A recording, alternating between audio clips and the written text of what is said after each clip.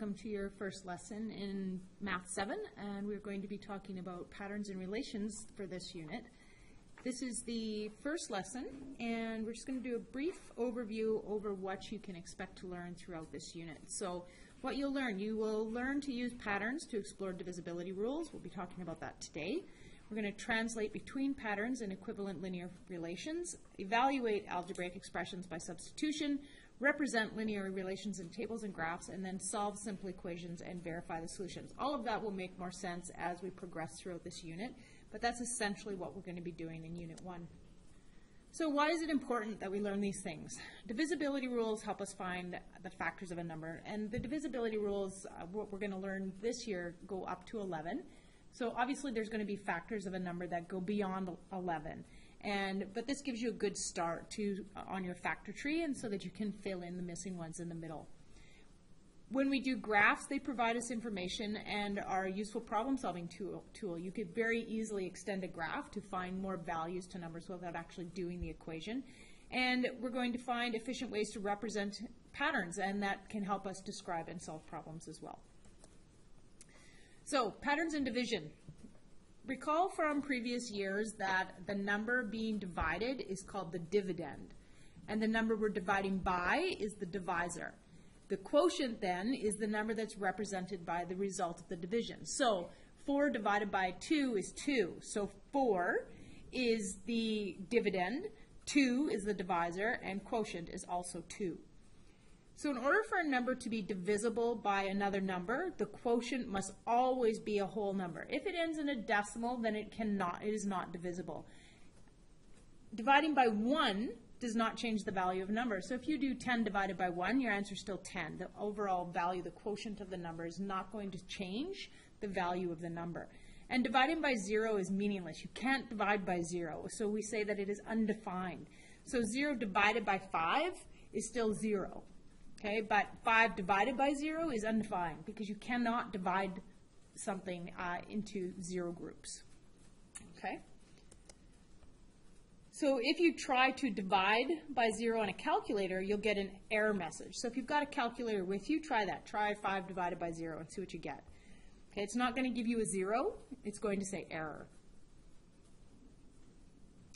Okay, so the divisibility rules. You can use patterns to find the divisibility rules for different numbers. So on page 12 of your Math Makes Sense textbook, you'll find the list of divisibility rules from 2 through 10. There is another rule for 11, but it's lengthy, and we will practice it a little bit, but it's not something that I'm going to end up testing you on. But you must know the ones from 2 through 10.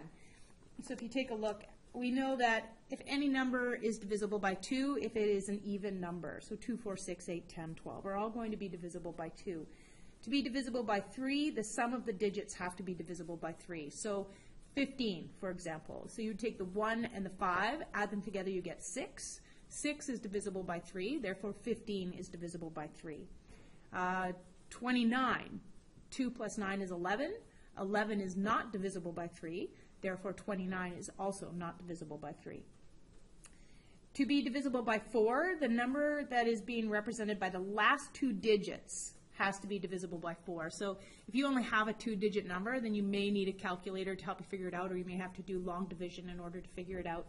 But if you have a 3-digit number, like 126, you would only look at the 26. If 26 is divisible by 4, then 126 is divisible by 4.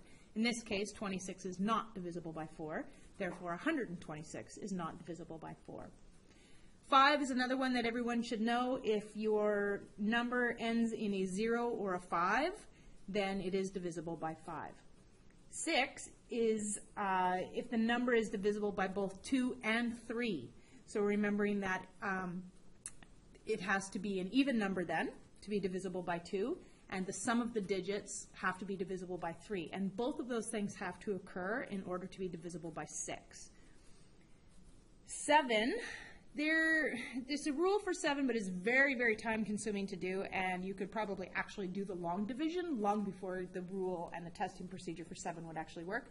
So we're not even going to go into it here. 8, to be divisible by 8, if the number is represented by the last 3 digits, is divisible by 8. So whereas the number represented by the last 2 digits is divisible by 4, the number represented by the last 3 digits is divisible by 8.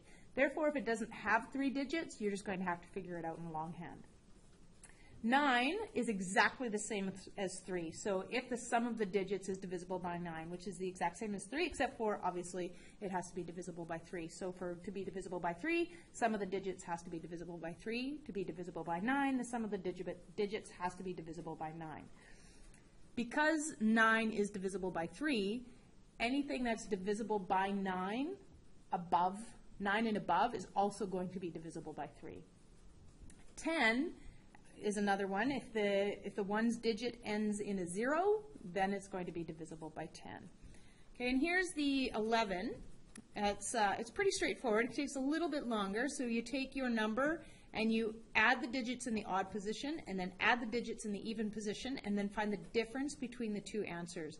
If the difference is 0 or divisible by 11, then the original number is divisible by 11. So here's an example, 573. The odd numbers are 5 plus 3, which is 8, and the even number is 7. 8 minus 7 is 1. 1 is not 0, nor is it divisible by 11. Therefore, 573 is also not divisible by 11. It's easy to see divisibility rules and patterns in a 100 chart, and we'll take a look at one of these in class.